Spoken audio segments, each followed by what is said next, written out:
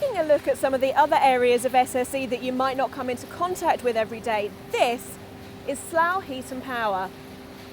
It was added to the SSE portfolio over 2 years ago, and it's the only energy facility in the UK which caters purely for biomass. What we mean by biomass is sawmill residues, so waste wood and forestry thinnings. So where someone has been cutting down trees in a sustainable way, then we use the wood as a fuel.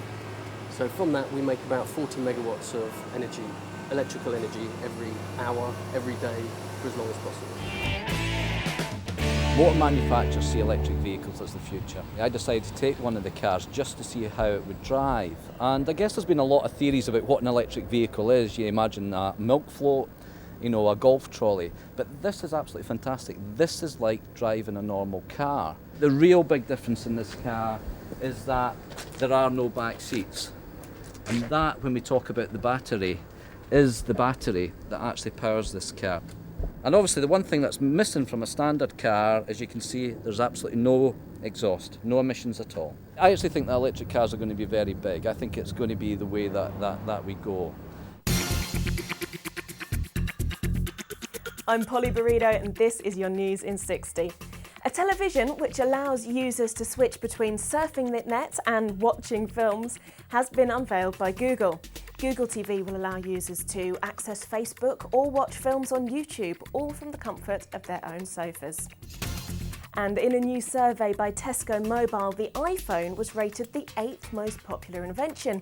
So that means that according to us Brits, the iPhone is a more important invention than the car, the calendar, hot water or flushable toilets. Let's hope the iPhone is more than a flush in the pan. That was your News in 60. More next time. The picturesque town of Pitlochry is famous for its hydroelectric power station and its salmon ladder. Now, set amongst some of the most beautiful scenery in Europe, the Pitlochry power station attracts 500,000 visitors every year. Well, we're here at Pitlochry Hydro Plant and I've got with me Roger Twigg. Roger, tell us a little bit about the plant.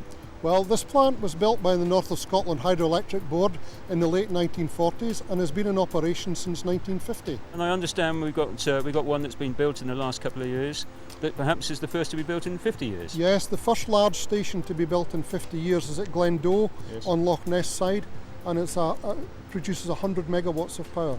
Fine. And if we added all this together, of all the sites that we've got in Scotland, what does that contribute? If we added it all together, it's about 1,400 megawatts, which contributes to about 10% of Scotland's energy needs.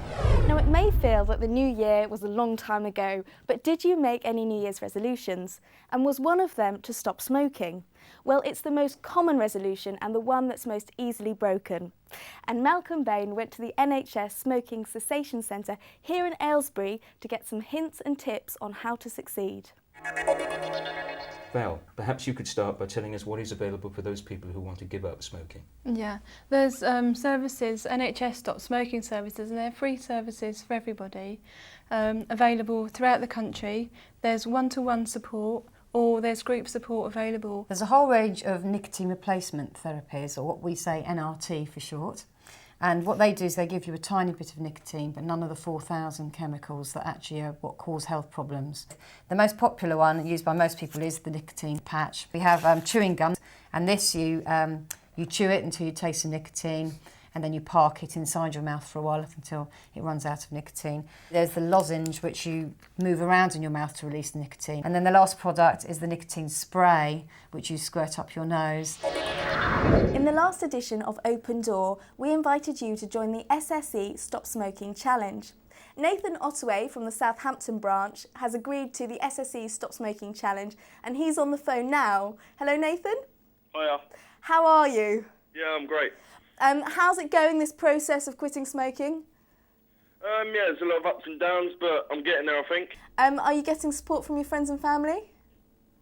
Yeah, I'm getting support from the people at work. Well done, and we'd love to track your progress in a future show, if that's all right with you. Yeah, no, that's fine.